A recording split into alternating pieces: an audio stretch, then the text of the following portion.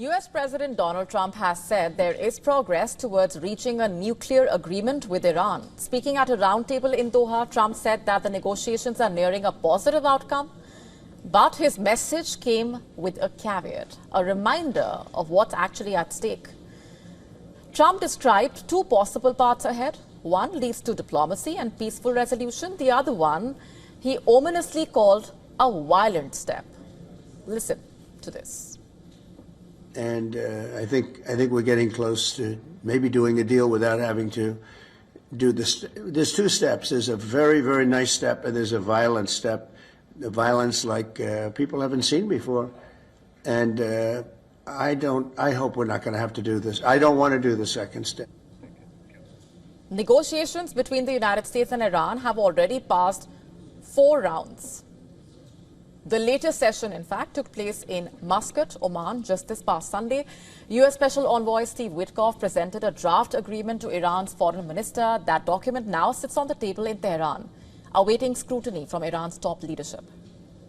Foreign Minister Arakchi is expected to consult with Supreme Leader Ayatollah Ali Khamenei, the President, Masoud Pezeshkian, and other senior officials. Meanwhile, according to a New York Times report, Iran is offering to establish a joint nuclear enrichment venture. The project would basically involve neighboring Arab countries and American investments.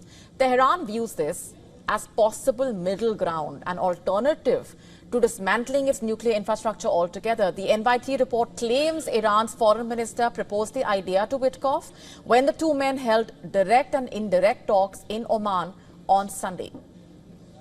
In other crucial developments, Iranian officials are signaling a willingness to sign a deal if specific conditions are met. Ali Shamkhani, top advisor to Iran's supreme leader on nuclear and military affairs, told NBC News that Iran is ready to end its weapons ambitions, halt its enrichment of weapons-grade uranium, and open its facilities to international inspectors and guarantee peaceful nuclear use, provided all economic sanctions are lifted without delay. While Washington and Tehran inch towards a possible deal, European powers are turning up the pressure. Senior diplomats from France, UK, Germany are scheduled to meet Iranian representatives in Istanbul this Friday. The 3 countries have reportedly warned Iran that they will reimpose UN sanctions under the 2015 accord if a new agreement is not reached by August. So Trump has drawn his red line pretty clearly. According to him, Iran must never possess a nuclear weapon. Civilian enrichment is no longer the sticking point, but trust is. And whether trust can be built in time remains the single most important question. They wag their tails, fetch sticks, and now they might just detect cancer before your doctor can. A groundbreaking Israeli study has confirmed what many pet owners have long suspected. Dogs can sniff out cancer with remarkable accuracy. The research conducted by Spot It Early, an Israeli medical technology company, showed that trained dogs were able to detect cancer cells in human breath samples with an astounding 94% accuracy, using just their nose and instinct. These dogs identified even early-stage cancer well before symptoms could appear or conventional tests could catch it. Approximately 1,400 people took part in the study. The process is simple. Patients breathe into a face mask for 3 minutes.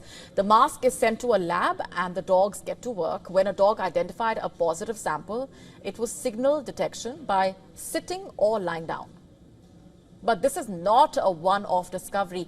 Dogs' olfactory systems are 100,000 times more sensitive than human beings, and they can detect trace chemicals called volatile organic compounds that cancer cells release. These compounds basically escape through our breath, skin, bodily fluids, turning patients into biological signals dogs can track with precision. And dogs are not alone. Rats in Tanzania have been trained to detect tuberculosis. Bees and ants have shown promise in identifying certain diseases. Pigeons have even been used in medical image diagnostics. But dogs remain the gold standard, combining intelligence, trainability, and an extraordinary nose. In Israel, the team is now pushing for dogs to be used in hospitals and screening centers as low-cost, non-invasive tools to detect cancer early. Clinical trials are expanding, global interest is rising. The implications are massive. Early detection is the holy grail in cancer treatment. With earlier diagnosis, survival rates rise, costs fall. The solution might just be curled up at your feet. So the next time your dog sniffs you a little too intently, don't just laugh. They might be trying to tell you something. Death in Gaza, deals in the Gulf. Two rather conflicting scenes came out of the region today, and all of it on a day when Palestinians mark, on a day when they mark as their deepest trauma. Today is Nakba Day, the 76th anniversary of the mass displacement of Palestinians in 1948. And this year, it's no longer a historical truth. It's unfolding live right now. During all the wars that happened, nothing similar to what happened during this war took place. This war was tiring. They destroyed my house. They didn't leave anything for me. I left my house with nothing. I swear to God, with only the clothes I had on, no blanket, no mattress, nothing. I swear to God. In the early hours of Thursday, Israel unleashed a new wave of airstrikes on Gaza. At least 80 people were reportedly killed in a single morning, with dozens more buried under rubble. In Khan Yunis, rescue workers and families had to pull bodies and body parts from under the rubble.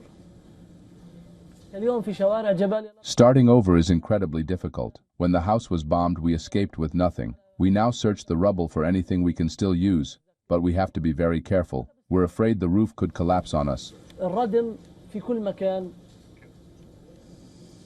At a hospital, the morgue overflowed, according to witnesses.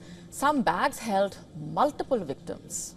More than 160 Palestinians have been killed in 48 hours in Gaza. As Israel escalates its offensive, saying it is targeting Hamas commanders, Israel's war in Gaza has now killed nearly 53,000 Palestinians. And what's more, food and fuel are nearly gone. 500,000 people face starvation. A new Israeli-led aid plan, backed by the US-based Gaza Humanitarian Foundation, proposes food hubs run by private contractors. But UN officials have slammed the plan as unworkable, inadequate, and dangerous. And Gulf countries have refused to fund it.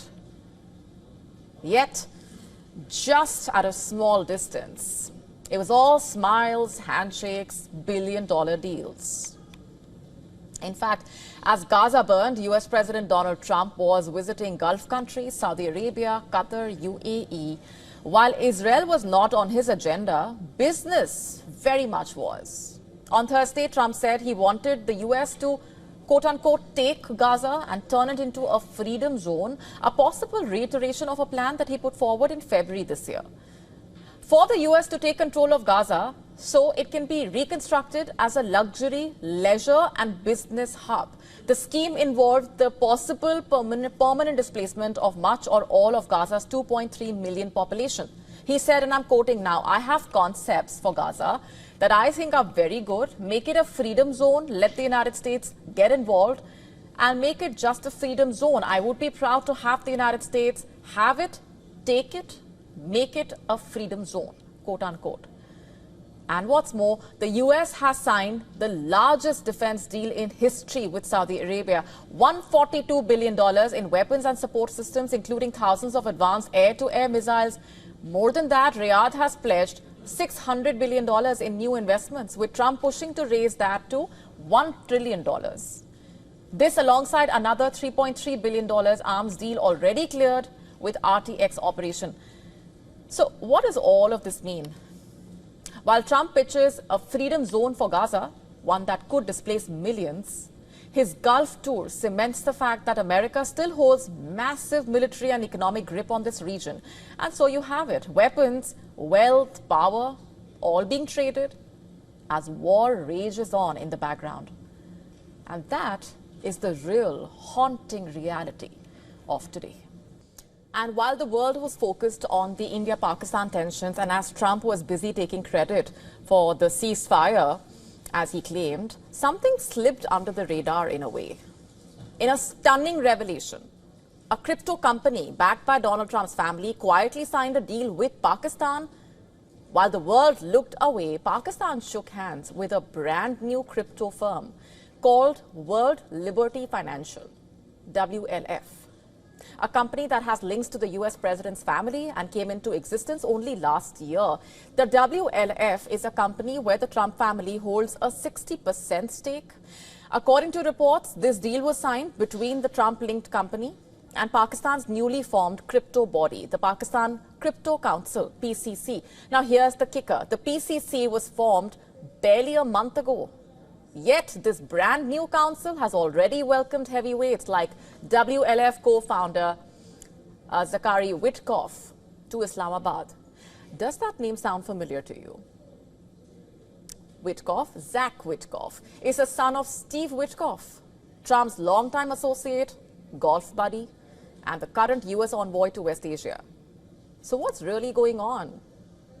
Here's what's known so far. Despite being just weeks old, the PCC hosted a US delegation led by Witkoff, whose company WLF now gets a front row seat in shaping Pakistan's crypto future.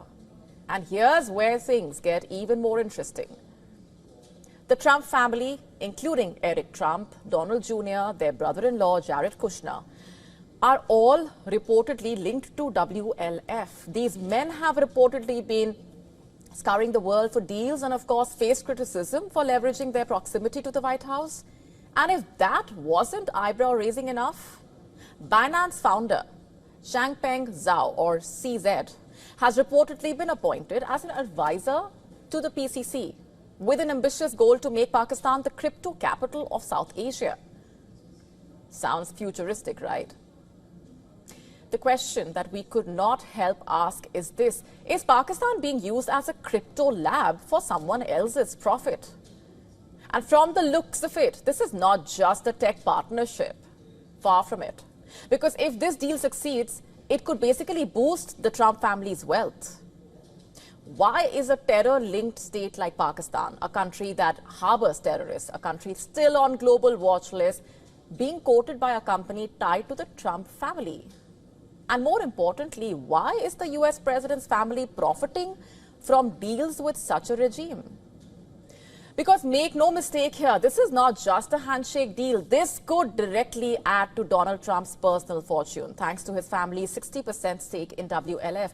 And what we have here is a business deal signed quietly in a volatile region with a country long accused of sheltering terror, all while the world was looking the other way. To stay up to speed with the latest news, download the WION app and subscribe to our YouTube channel.